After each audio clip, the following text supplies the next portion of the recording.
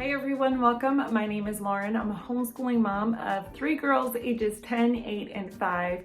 And normally I talk about all homeschool related content, but today we're switching it up a little bit and I'm talking about why it is important for kids to be in the kitchen.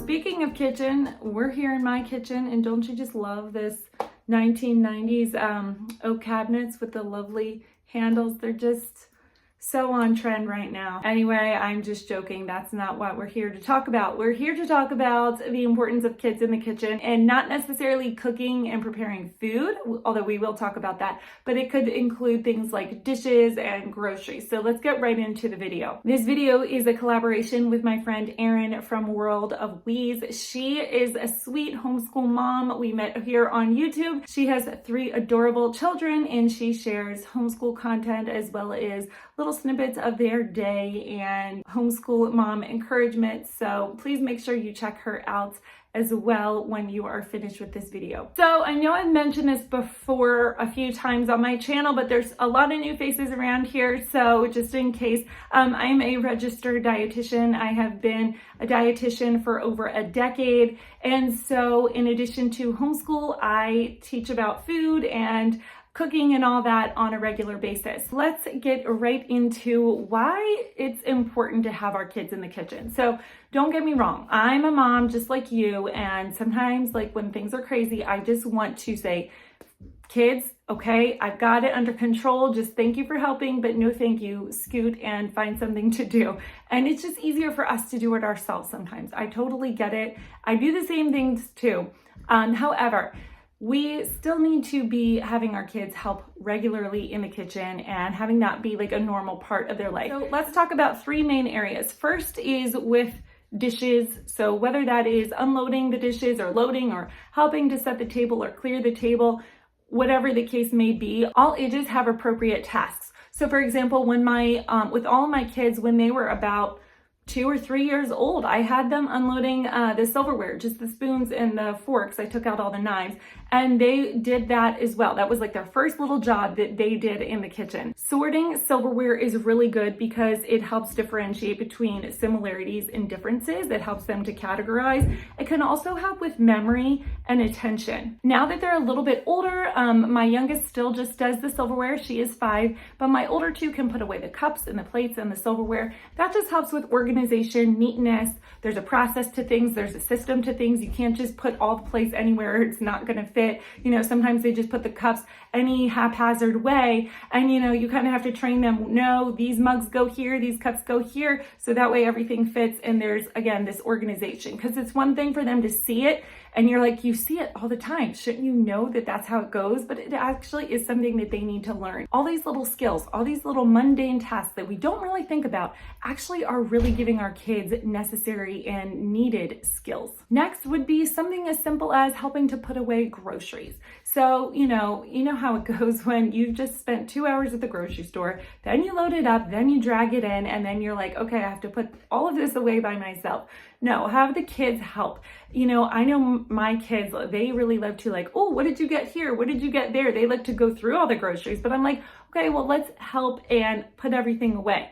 Now you might have to kind of watch that they don't put stuff that's supposed to be in the freezer in the pantry. We may or may not have had that happen to us before. So they might need some supervising at the beginning, but again, this is just helping with organization, sorting, differentiation between where food categories go, you know, whether it's the fridge or the pantry or whatever it may be. And also, I may be stretching and reaching here, but as homeschoolers and we talk about socialization and we defend our socialization skills, I'm going to go out on a limb and say that this is a way to socialize. So hear me out for a second. So, you know, down the road when we're at some sort of dinner or party or baby shower or wherever, somewhere where the group is participating, helping cleaning up or setting up or whatever the case may be. It really helps give that sense of camaraderie, and we work together, we work as a team, we work together so that way in just a few minutes it's done and we can accomplish our goal and move on. That is a skill that they're going to have to take for them when they get to work, when they are in, like if they go to college or pretty much any life skill. You're going to need to be able to work together. Having them used to seeing where there's a need, seeing, okay, we pitch in, we help out, we're part of the family unit. It's not just mom and dad who do everything. We help too. We live here, we eat this food, we can help put some of it away. I feel like having these simple little tasks that, again, we might not think twice about, or it's just easier to do it ourselves, is really going to be a benefit to them. Next and finally is cooking and food prep. And you may be thinking, well, I am not a good cook. We don't cook very fancy. It's plain around here. That's okay. There's nothing wrong with that. Getting your kids in the kitchen and exposing them is better than nothing at all. So this is what I nail home to my clients all the time, especially people who are a little bit more apprehensive when it comes to cooking and in the kitchen. Start slow, start somewhere. It's better than nowhere at all. It's never too early. It's never too late. Cooking, there are studies that show that cooking actually improves mental health. Now, I'm not saying it's going to cure clinical depression or anything like that, but there are endorphins and dopamine that is released during that cooking process. It also helps kids boost their confidence. If you especially have a picky eater, having them help participate in whatever recipe it is, whether it's cooking or baking or whatever it may be, actually will help improve the chances that they'll taste it and enjoy it, because they have felt like they were part of it. And so they are more eager to try something. And again, it's just going to help it boost that confidence as well. It also is going to foster a sense of independence.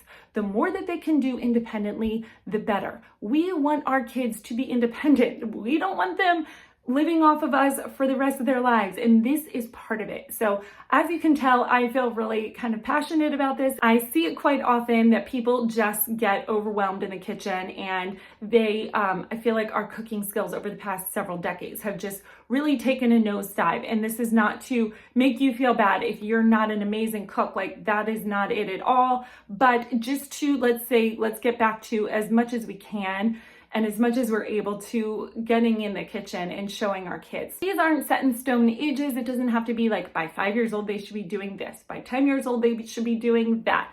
Obviously, every child is different, but some ideas. So when they're a toddler or a preschooler, maybe they could be peeling an orange, like one of those little halos or cuties that are easy to peel, or peeling a hard-boiled egg. We got these knives several years ago on Amazon, and they're plastic. They're made specifically for kids, but they can cut pretty well. So my girls loved using these. They felt like they were such big girls because they were using real grown-up knives, even though they were, for kids. And so having them cut simple, like soft things like bananas, or having a little bit of peanut butter and jelly on a plate and giving them the bread, and they can make their own sandwich. Obviously, you'll have to show them the first few times. It could be mixing or pouring things when baking, or helping to set the table, or even wiping down the table. Now, if it's a toddler, obviously you're gonna have to re-wipe it down. But again, it's just to show them that they can help too. And especially at that age, when they're excited to help. When they get older, maybe it's making something like scrambled eggs or toast, or,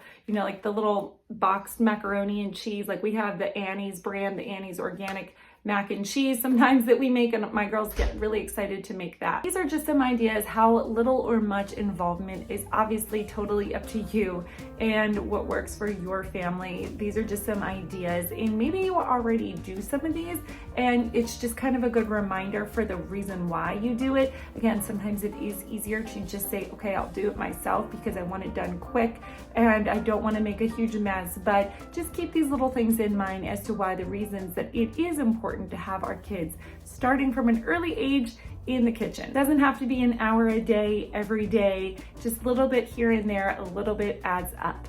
Thank you so much for watching. I hope you enjoyed this video. If so, please make sure to hit the like button. Also, make sure you check out Erin's video. Again, I will link it in the description below. If you have not subscribed already, I would love to have you here. Thank you so much for watching. I will talk to you soon. Bye-bye.